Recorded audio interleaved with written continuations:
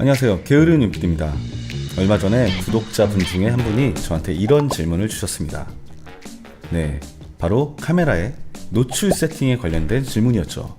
그래서 오늘은 제가 쉽고 간단하고 빠르게 노출에 관련된 원리와 그 세팅 방법에 대해서 알려드릴까 합니다. 카메라는 사진 그리고 영상을 찍는 도구죠. 다시 얘기하면 빛을 기록하는 도구라고 볼 수가 있습니다. 따라서 사진, 영상 모두 빛과 매우 밀접한 관계가 있고요. 결국 카메라의 세팅은 빛이 들어오는 정도를 세팅하는 것이라고 보면 되겠죠. 이런 세팅은 바로 이 세 가지 기능을 통해서 하게 됩니다. 조리개, ISO, 셔터 스피드. 이 세 가지는 삼각관계이면서도 협력관계이면서도 아무튼 밀접한 관계라고 할 수 있죠.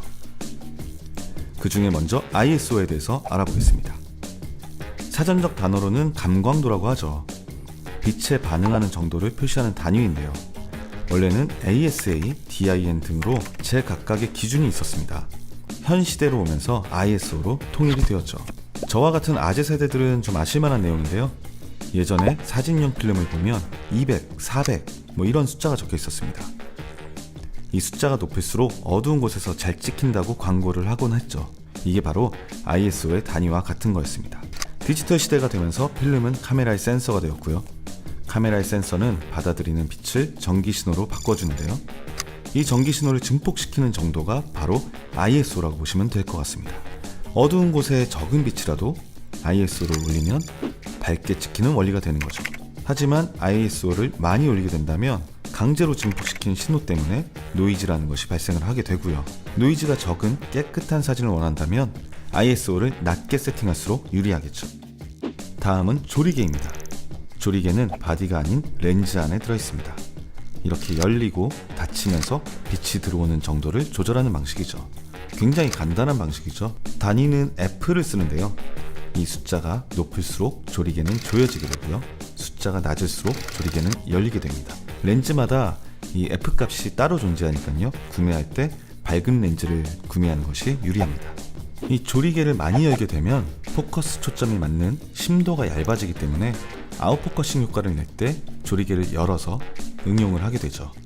반대로 아웃포커싱을 줄일 때는 조리개를 조여서 촬영을 하게 되고요. 다음은 셔터 스피드입니다. 사진의 경우 셔터가 이렇게 작동을 하죠. 찰칵하면서요. 영상의 경우 과거 필름 시절에는 이런 식의 셔터가 있었다고 하는데요. 저도 본 적은 없습니다. 현재 디지털 시대에 오면서 그냥 센서에 들어오는 전기 신호를 몇 분에 몇 초 단위로 기록하는 방식이 되었죠. 오래 열리면 당연히 빛은 많이 들어오게 되고요. 짧게 열릴수록 빛은 적게 들어오게 되는 구조가 됩니다. 이 세 가지 세팅법을 활용해서 노출의 정도를 확인을 할 때는 히스토그램을 활용하세요. 히스토그램은 빛의 데이터를 시각화시켜서 보여주기 때문에 굉장히 유용합니다. 가운데를 기준으로 왼쪽은 적정 노출보다 어둠을 표현하고요. 오른쪽은 밝은 정도를 표현합니다. -2부터 +2까지 존재를 하고요. 한쪽으로 많이 치우치지 않도록 ISO, 조리개, 셔터 스피드를 활용해서 노출을 보정하면 됩니다. 노출을 보정할 때 몇 가지 팁이 있다면 아까 말씀드렸듯이 아웃포커싱을 만들 때는 조리개를 최대 개방하고 셔터로만 노출을 조절합니다. 하지만 영상에서 과한 셔터 스피드는 자연스러운 모션 블러를 만들기 어려워지겠죠. 그럴 때는 ND 필터를 활용해서 셔터 스피드를 줄여주는 것이 좋습니다.